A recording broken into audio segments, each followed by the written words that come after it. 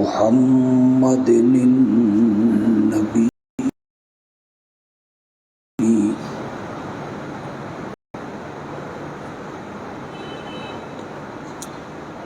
وعلى آلہ وأصحابہ وبارک وسلم۔ گزشتہ کئی خطبوں میں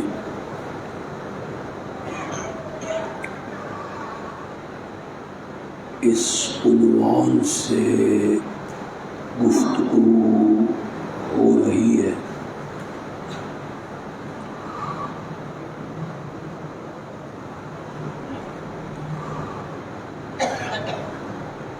کہ ہمارے ہاں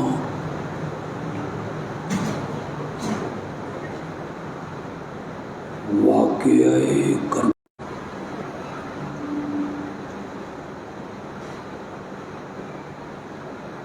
اگر کوئی عظیم واقعہ کربلا سے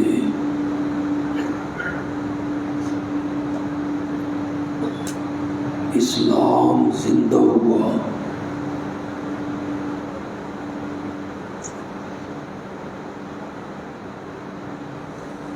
دین بچ گیا،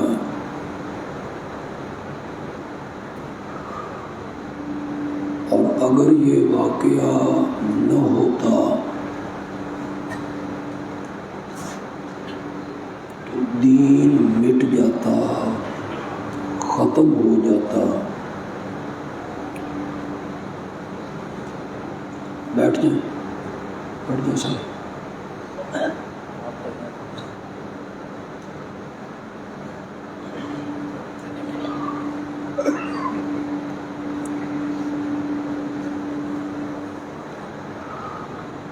میں گزشتہ کئی خطبوں سے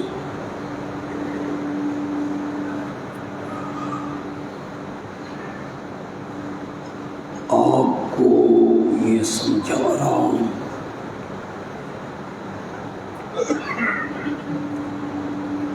واقعہ کربلا سے بھی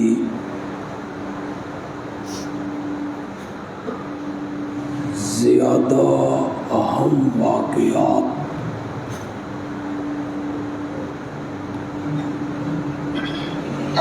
اسلام کی تاریخ میں موجود ہیں۔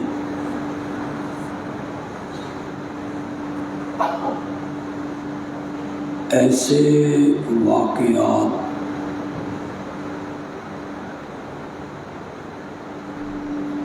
جن واقعات نے تاریخ کا رخ موڑ کے رکھ دیا،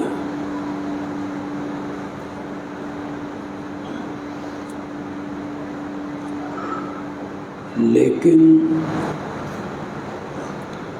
ہمارے خطباء، واعظین، علماء، مذہبی اسکالر وہ یہ موازنہ نہیں کرتے۔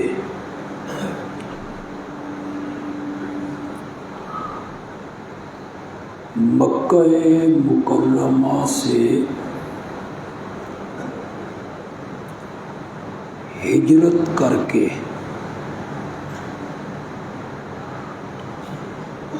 اپنے گھر بار چھوڑ کے،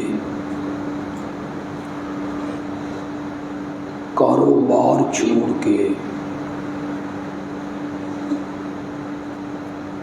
بال بچوں کو چھوڑ کے، سب کچھ تج کے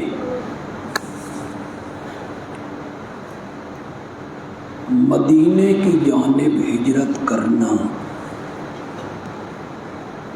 کیا یہ تاریخ اسلام کا معمولی واقعہ ہے؟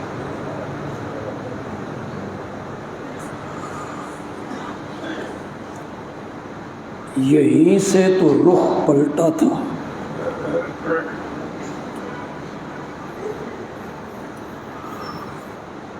مسلمان مدینے میں آئے،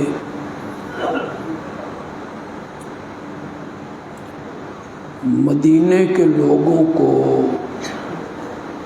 ایمان نصیب ہوا،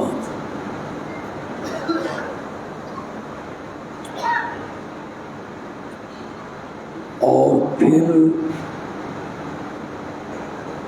کچھ جنگوں کے بعد اسلام کو سرفرازی اور سربلندی مل گئی۔ قرآن جگہ جگہ ہجرت کا ذکر کرتا ہے، ان الذین آمنوا وہاجروا،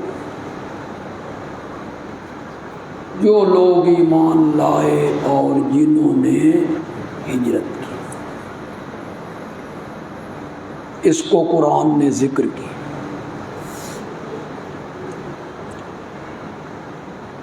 ہجرت کے بعد دوسرے سال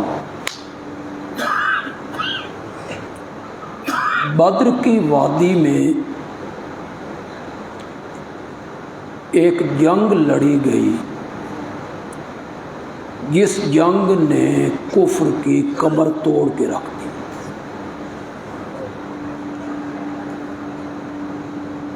اسی جنگ سے کفار کا زوال شروع ہوا۔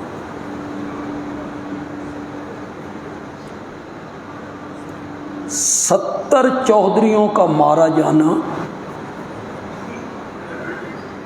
معمولی بات نہیں۔ 70 سردار، امراء، چودھری، قائد، جن میں ابو جہل ہے، عتبہ ہے، شیبہ ہے، امیہ ہے، ان کا قتل ہونا اور 70 افراد کا قید ہونا، یہ معمولی واقعہ نہیں۔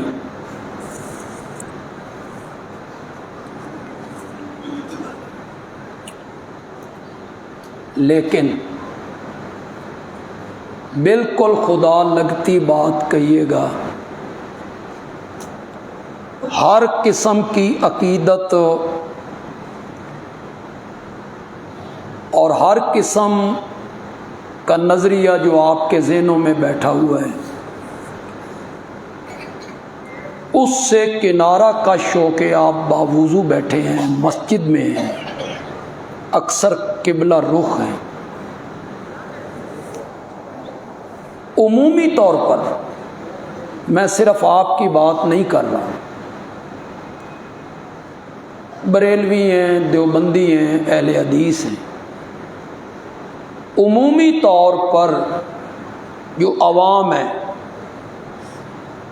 ان کے ذہنوں میں جو اہمیت واقعہ کربلا کی ہے، کیا وہی اہمیت ان کے ذہنوں میں غزوہ بدر کی بھی ہے؟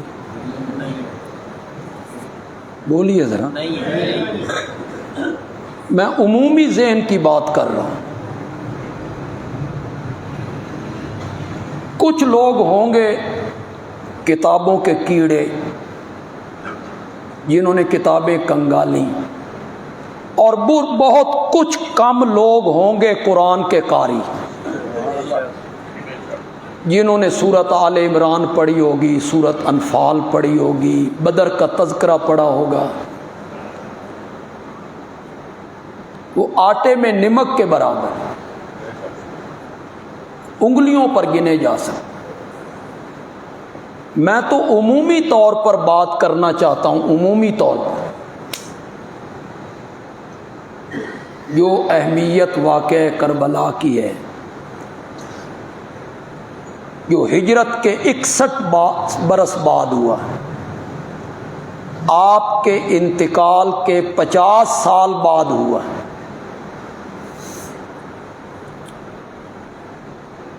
اور وہ کوئی کفر و اسلام کی جنگ نہیں تھی، کوئی حق و باطل کا مارکا نہیں تھا۔ میں کئی دفعہ آپ سے کہہ چکا ہوں، آپ بھول جاتے ہیں۔ آپ اپنے دل و دماغ میں ان باتوں کو کیوں نہیں بٹھاتے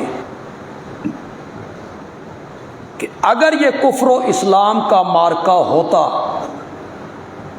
تو کیا صرف سیدنا حسین نکلتے یا باقی صحابہ اور تابعین بھی نکلتے؟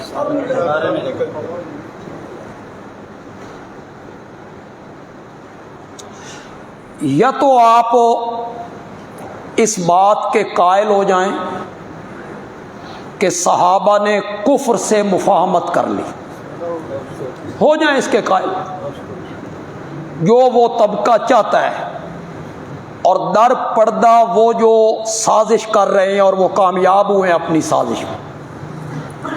یا تو آپ اس بات کو مان جائیں کہ صحابہ نے باطل کا ساتھ دیا، صحابہ نے کفر کا ساتھ دیا، یا تو آپ اسے تسلیم کریں، اور اگر اسے تسلیم نہیں کرتے ہیں تو پھر اس بات کو تسلیم کریں کہ یہ حق و باطل اور کفر و اسلام کا مارکا نہیں تھا۔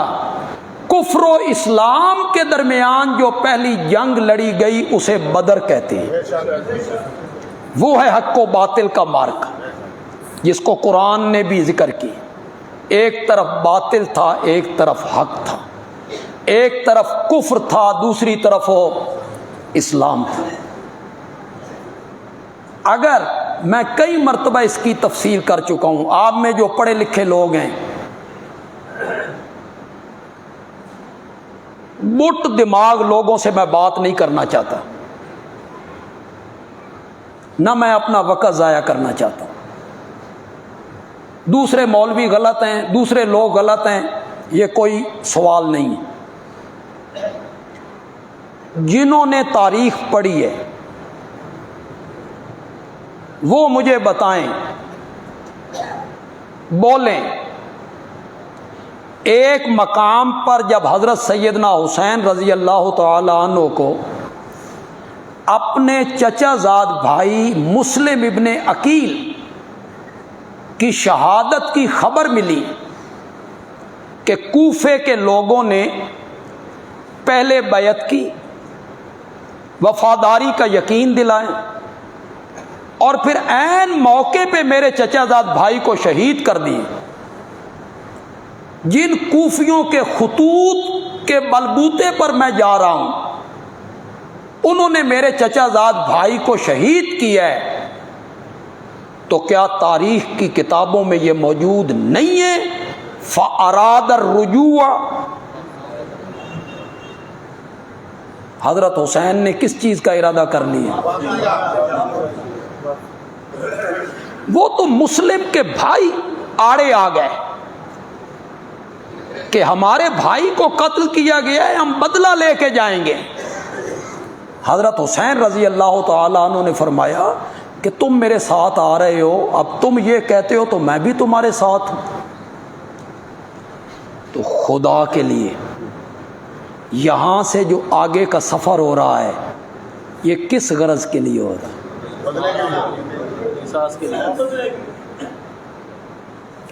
جھوٹی روایتیں مان لیتے ہو جن کی نہ کوئی سند ہو، انہیں تسلیم کر لیتے ہو۔ تمہیں یہ سنایا جائے کہ پانی لینے کے لیے گئے، حضرت عباس کا بازو کٹ گیا، دوسرا بازو کٹ گیا، اسے تو مان لیتے ہو، جس کا نہ کوئی سر ہے نہ کوئی پاؤں ہے۔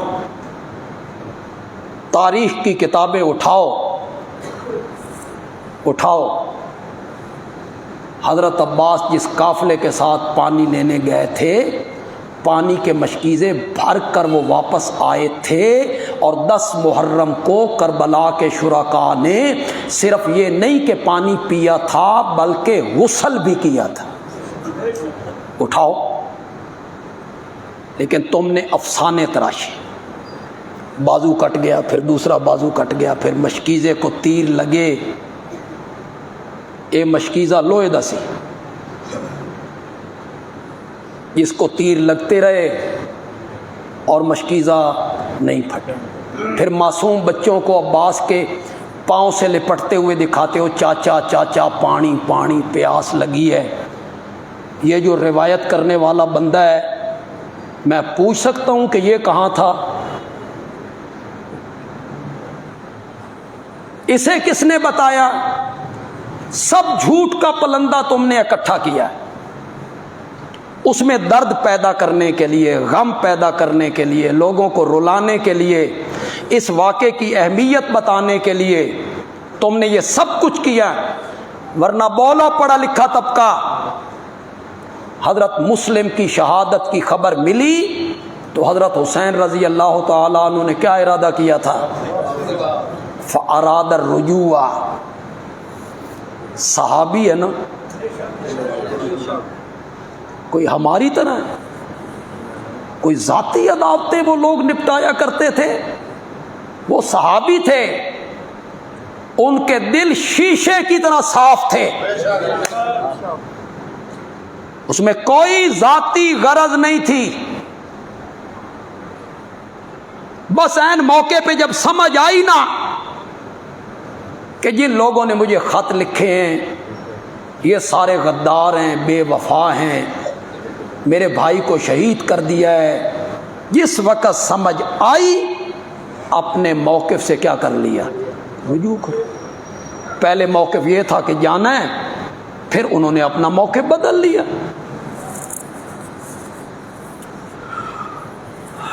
تو جو اہمیت آپ کی نگاہوں میں واقعہ کربلا کی ہے، کیا وہی اہمیت آپ کے ذہنوں میں غزوہ بدر کی ہے؟ بولو بولو، میں عمومی طور پہ بات کر۔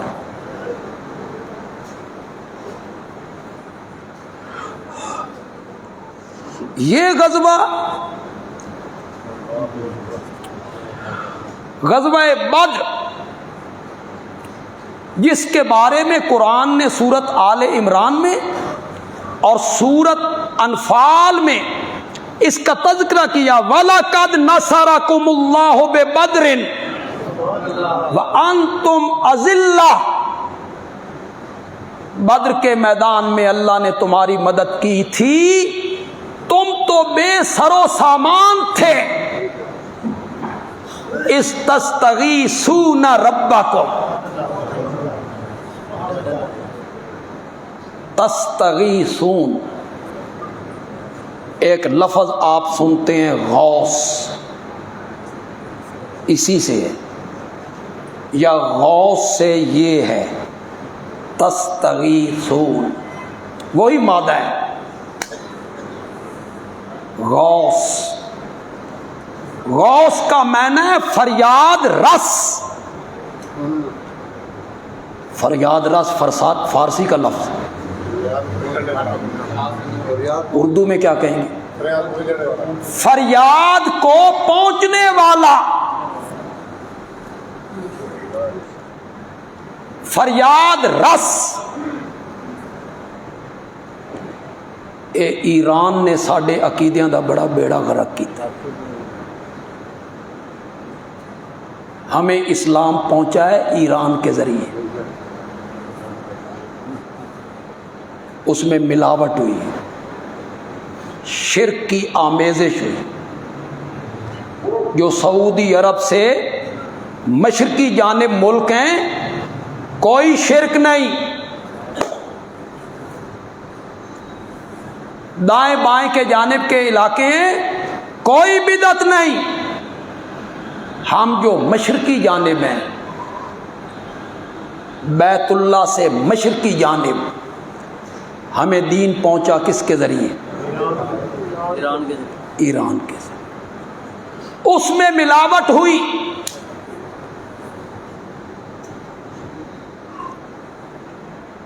جتنے شرکیہ لفظ ہیں ہمارے ملک میں رائج ہیں سب فارسی۔ داتا عربی بولتے نہیں، گنج بخش دستگیر، غریب نواز، غوث، یہ سب فارسی کے الفاظ.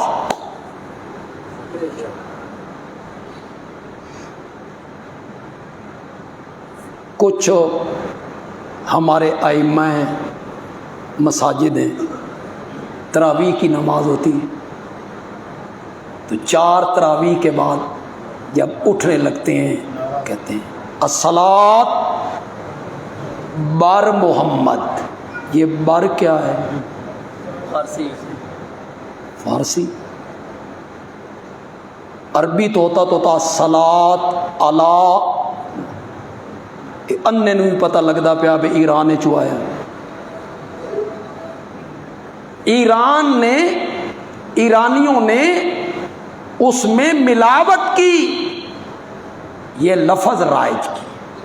غوث اعظم، اعظم کا معنی کیا؟ صرف بڑا. غوث کا معنی کو پہنچنے. بولتے نہیں ہو جی ایسی نہیں چل دیتے، تم چپ کر گئے ہو. بالکل گرمی تو مجھے زیادہ لگ رہی. غوث کا معنی فریاد کو پہنچنے والا. اعظم سب سے بڑا. تم نے یہ لقب حضرت شیخ عبد القادر جیلانی کے لیے مخصوص کیا ہے؟ نہیں.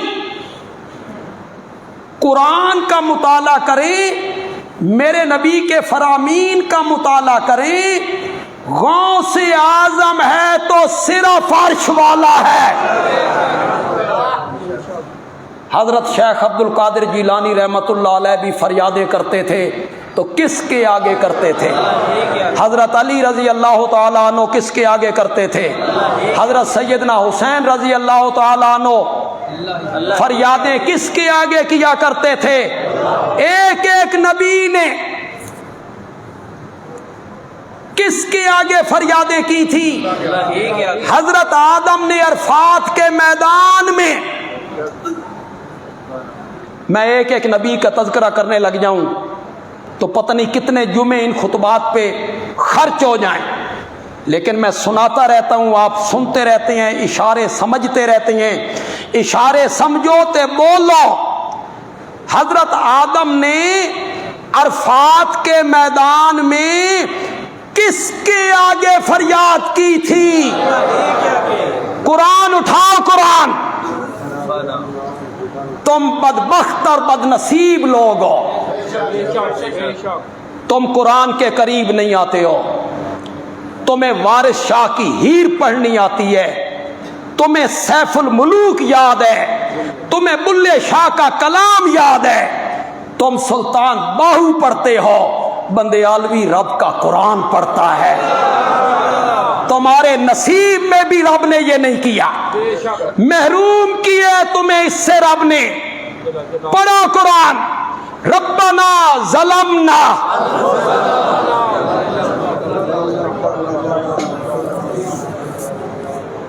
غوث اعظم، غوث والا.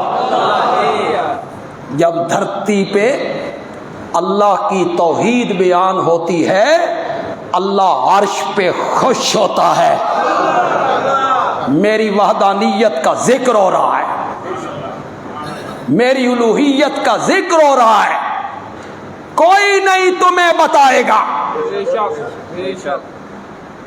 ہمارے بعد ہمیں یاد رکھو گے، تمہیں کوئی نہیں بتائے گا. اتنی نتھری ہوئی توحید تمہیں کوئی نہیں سنائے گا. حضرت آدم نے عرفات کے میدان میں فریاد کس کے آگے کی تھی؟ اور حضرت نوح نے کشتی میں بیٹھتے ہوئے فریاد کس کے آگے کی تھی؟ بسم اللہ مجریہا ومرساہا ان ربی لغفور الرحیم.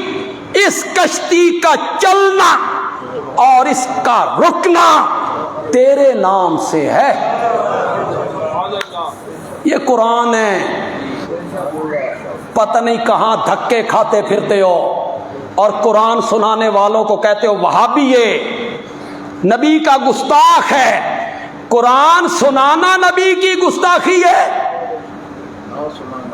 حضرت نوح نے فریاد کی رب کے آگے، اور حضرت موسیٰ علیہ السلام نے بحر کلزم کے کنارے پر، جب سامنے سمندر کی لہریں تھیں، پیچھے فرعون کی فوجیں تھیں، دائیں بائیں پہاڑ تھا، ساتھیوں نے ہتھیار ڈال دیے، انا لمدرکون، موسیٰ سا پھڑے گیا، نکلن دا راہ کوئی نہیں، سامنے جائیں تو ڈوبتے ہیں، پیچھے پلٹتے ہیں تو کپتے ہیں۔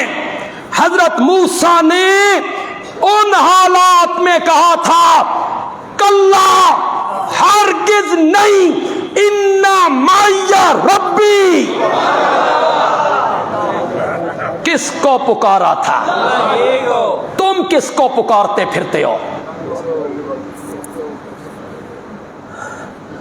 تم کہتے ہو اللہ نے انہیں قوتیں دے دی ہیں۔ حضرت موسیٰ کو قوتیں نہیں دی تھی؟ حضرت موسیٰ علیہ السلام اپنے ساتھیوں کو کہتے اور گھبراؤ نہیں، پھونک مار کے اڑا چھڑیں گے،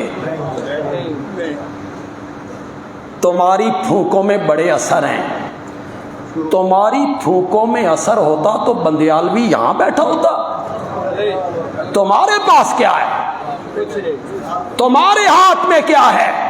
لا نافع الا اللہ ولا زار الا اللہ۔ اللہ کے سوا نفع دینے والا بھی کوئی نہیں، اور اللہ کے اذن کے بغیر بال بیکا کرنے والا بھی کوئی نہیں، کوئی نہیں۔ تمہارے ہاتھ میں کیا ہے؟ تو راتی مچھر تنگ کر دینے تے تسی مچھردانیاں لا کے سوندے ہو، تو مچھروں سے نہیں بچ سکتے۔ 92 کا سیلاب آیا تھا تو تمہارے گھروں کے روشن دانوں سے پانی اندر داخل ہو گیا تھا، اور تم نے سرگودا کے ڈپٹی کمشنر کو فریاد کی تھی آتے سن بچا اساں لجپالا۔ تمہارے ہاتھ میں کیا ہے؟ انسانوں کے ہاتھ میں کیا ہے؟ پانی کی لہر آئے ختم، آگ لگے ختم، جھکڑ چلے ختم، زلزلہ آئے۔ انسان کیا ہے؟ ان القوت للہ جمیعا۔ کہو یار ساری مسجد نہ گونج جانی چاہیے۔ ان القوت للہ جمیعا، ان العزت للہ جمیعا۔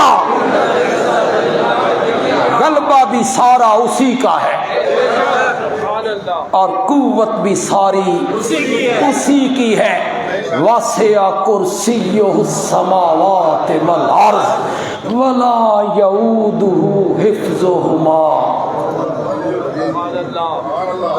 زمین و آسمان پہ پھیلی ہوئی ہے پوری کائنات، چلتے ہوئے پانی پہ زمین کو بچھایا ہوا ہے، اور بغیر ستونوں کے آسمان کی چھت کھڑی کی ہے، سورج چاند ستاروں کو اپنی پٹڑیوں پہ چلایا ہے، سمندروں کو اپنے راہ پہ لگایا ہے۔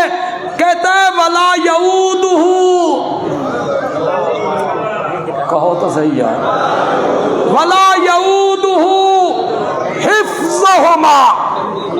زمین و آسمان کی حفاظت کرنے سے کبھی تھکتا بھی نہیں ہوں۔ اس کو چھوڑ کے لسوڑی شاہ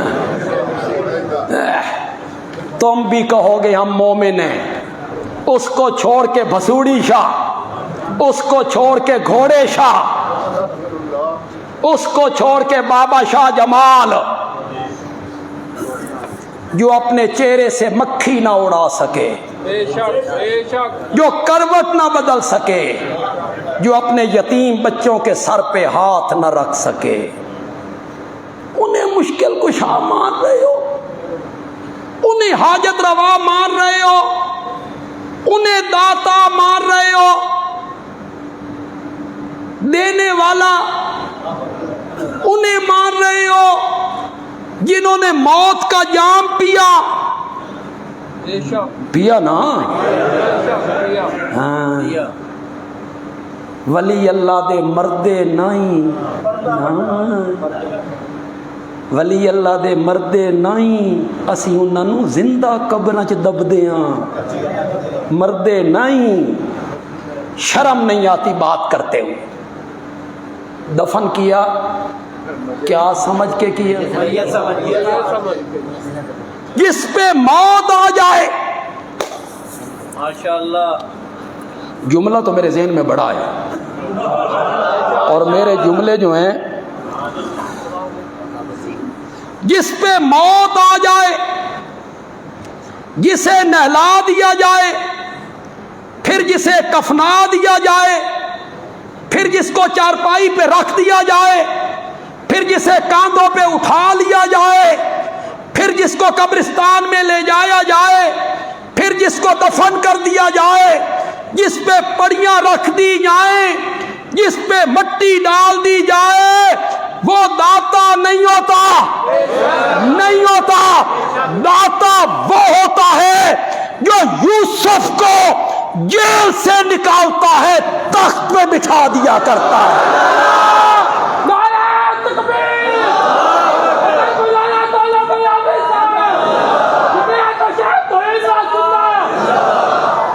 یاد رکھو گے ہمیں، تمہیں کوئی نہیں سنائے گا، تمہیں کوئی نہیں سنائے گا اتنی نتھی ہوئی توحید، اور ہمارے پاس ہے بھی کیا؟ ہم تو بڑے گناہگار لوگ ہیں، ہمارا اعمال نامہ تو گناہوں سے بھرا ہوا ہے۔ امید ہے تو صرف ایک ہے، اللہ کے ہاں جائیں گے، اللہ کہے گا یہ میری توحید بیان کیا کرتا تھا، اس کے قصوروں سے درگزر کرتا، اللہ آپ کو بھی معاف کرے۔ انبیاء نے فریاد کی تھی، کس کے آگے؟ ہر نبی نے مشکلات میں کس کو پکارا تھا؟ حضرت موسیٰ بحر کلزم کے کنارے کہتے ہیں اِنَّا مَعِیَ یا ربی، کوئی سبب نہیں، کوئی راستہ نہیں، نہ پیچھے نہ آگے، کوئی سبب ظاہری نہیں۔ انہوں نے پکارا یقین سے، رب نے سمندر میں راستے بنا کے رکھ دیے، راستے بنائے۔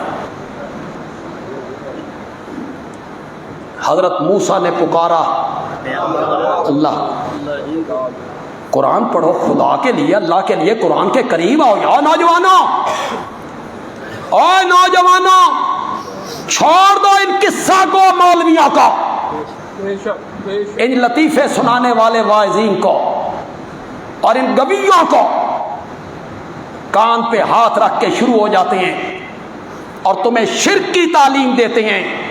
نوجوانوں اٹھو، بغاوت کرو ان کے خلاف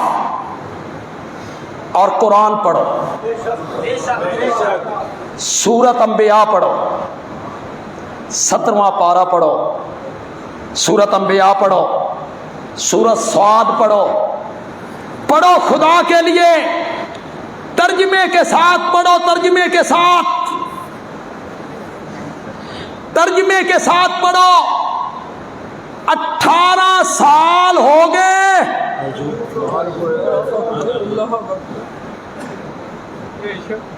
پیغمبر چارپائی پہ، گوشت ختم ہوگی، طاقتاں مک گئیاں، بیوی کروٹ بدلتی، مال جائیداد سب ختم ہو گیا. اللہ آزمائشوں سے بچائے, اللہ آزمائشوں سے بچائے. ہم آزمائش کے قابل نہیں, ہم آزمائش کے قابل نہیں. 18 سال کے بعد جب شیطان نے جال پھینکا, بیوی نے آ کے ذکر کیا ہے, حضرت ایوب نے کہا ہاں ہن شیطان نو بھی امید لگی ہے کہ میں اس کے نام کا بکرا ذبح کروں گا. قرآن بولا, قرآن بولا, پھر ہمارے نصیب میں ہوا کہ ہم نے قرآن پڑھا. قرآن بولا, میں ترجمہ نہیں کروں گا, اتنے آسان لفظ ہیں, خدا کی قسم آپ فوراً سمجھ جائیں گے معنی. قرآن کہتا ہے وَأَيُّوبَ اِذْ نَادَى رَبَّهُ.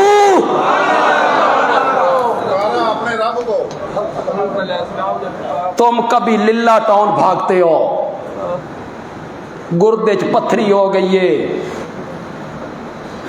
اے للہ ٹاؤن جوڑا چ ہوا ہو گئی ہے, شاہ جیونا.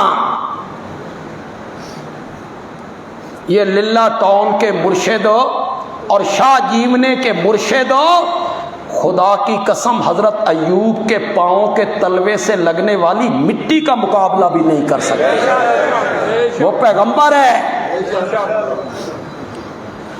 اور مزے کی بات یہ ہے, ساری دنیا رب کی تعریف کرتی ہے اور اللہ قرآن میں حضرت ایوب کی تعریفیں کرتا ہے. ایوب میرا بڑا صابر بندہ. مزہ آیا نا, اللہ تعریفیں کرنے لگ گیا. ایوب میرا بڑا صابر بندہ تھا. وَأَيُّوبَ إِذْ نَادَى رَبَّهُ أَنِّي مَسَّنِيَ الضُّرُّ وَأَنْتَ أَرْحَمُ الرَّاحِمِينَ. اور ایوب نے جب پکارا اپنے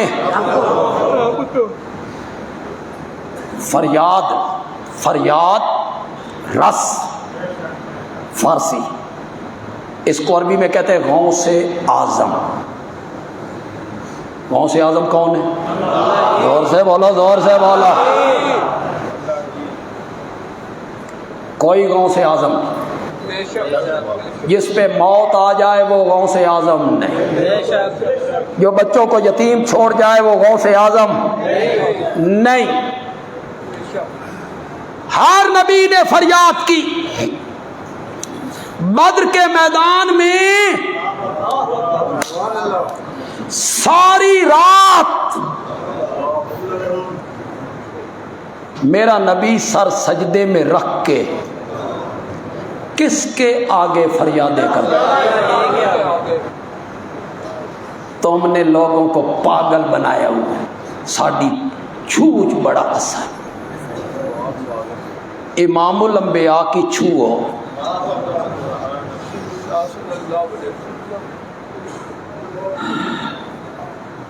جو بولتا نہیں جب تک وہ کہتا نہیں,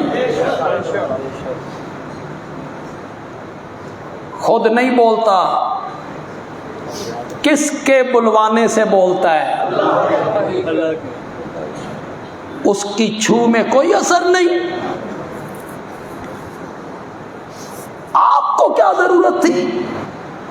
صحابہ سے بڑا ولی کون ہے؟ بدر کے 313 میں حضرت سیدنا علی ابن ابی طالب رضی اللہ تعالی عنہ موجود نہیں تھے جی؟ بولو, تھے. یہ سارے موجود ہیں. میرا آقا ساری رات سر سجدے میں رکھ کے کس کے آگے فریادیں کر رہا ہے؟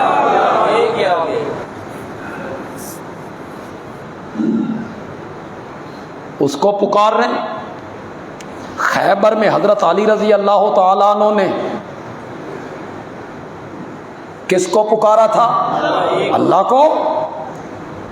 کربلا میں حضرت سیدنا حسین ابن علی رضی اللہ تعالی عنہما نے کربلا میں کس کے سامنے فریاد کی تھی؟ یا ربنا اخبر جدنا حسینوں کا مقتولا و نسلوں کا ضائع. یا ربنا اخبر جدنا، اے ہمارے رب ہمارے نانے کو بتا. عقیدہ ان کا بھی یہی تھا کہ نانا حاضر ناظر نہیں ہے، نانا عالم الغیب نہیں ہے، نانے کو ہمارے حالات کا پتہ نہیں ہے. یا ربنا اخبر جدنا حسینوں کا مقتولا و نسلوں کا ضائع.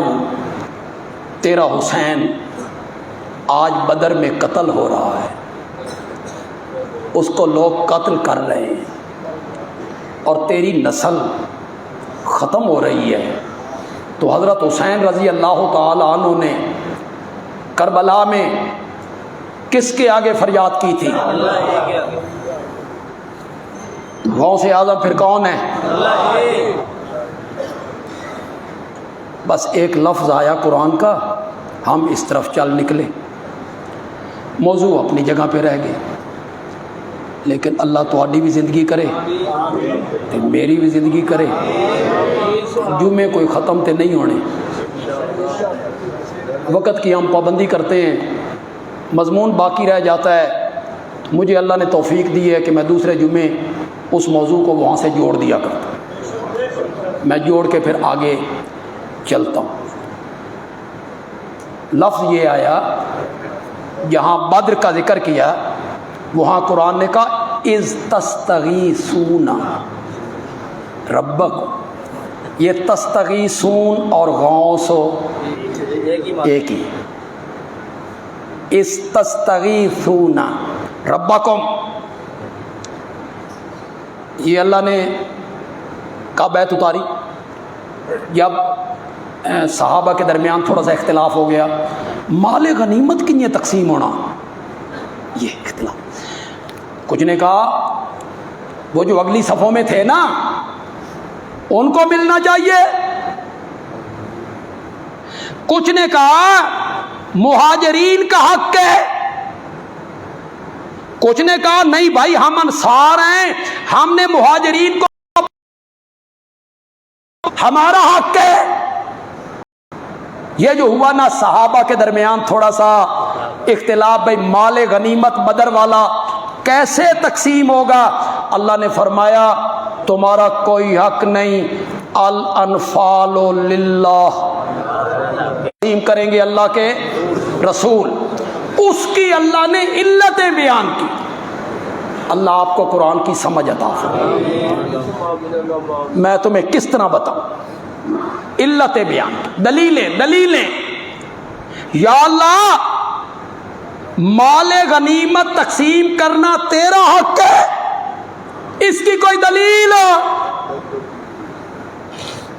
اللہ نے فرمایا دلیل یہ ہے کہ جب تم بدر میں پہنچے تھے تو صاف زمین پہ قبضہ تو مشرکین نے کر لیا تھا، تمہیں ملا ریتلا علاقہ، پانی والا علاقہ ان کے پاس آ گیا،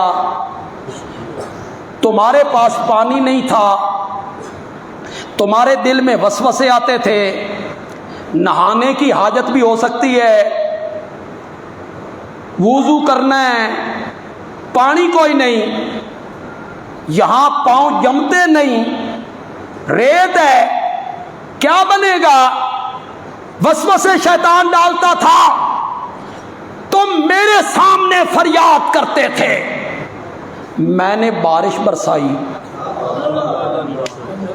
ادھر کیچڑ ہو گیا، ریت جم گئی، تم نے پانی اکٹھا کر لیا، یہ سب کچھ کرنے والا میں ہوں، تو پھر مال غنیمت بھی تقسیم کرنے کا حق میں رکھتا ہوں نا. یہ اس کی دلیل دی اللہ. لیکن مولانا نے کہا استستغیثون ربکم، وہ وقت یاد کرو جب اللہ کے نبی بھی اور نبی کے سارے صحابہ فریاد کر رہے تھے ربکم، کس کے آگے؟ بولو زور سے، بولو زور سے بولو۔ تم نبی پاک کے غلام ہو کے کوئی نہ، صحابہ کے غلام ہو کے کوئی نہ، تو تم بھی فریاد کس کے آگے کرو گے؟ مصائب میں، مشکلات میں، حاجات میں، پریشانیوں میں، جنگ کے میدان میں فریادیں کرنی ہیں، پکارنا ہے غائبانہ، بغیر کسی واسطے اور بغیر کسی وسیلے اور بغیر کسی صدقے کے براہ راست پکارنا ہے تو کس کو پکارنا ہے؟ بندے عالمی کی یہ بات پلے باندھ لو، اسے معمولی نہ سمجھنا، اس پر عمل کرو، مرنے کے بعد تمہیں پتہ چلے گا کہ توحید کی قیمت کیا ہے۔ مرنے کے بعد تمہیں پتہ چلے گا کہ توحید کا وزن کیا ہے۔ ہمارا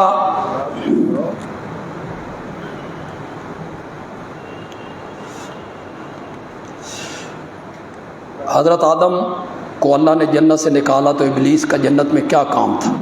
کیونکہ اللہ تو ابلیس کو جنت سے نکالا تھا۔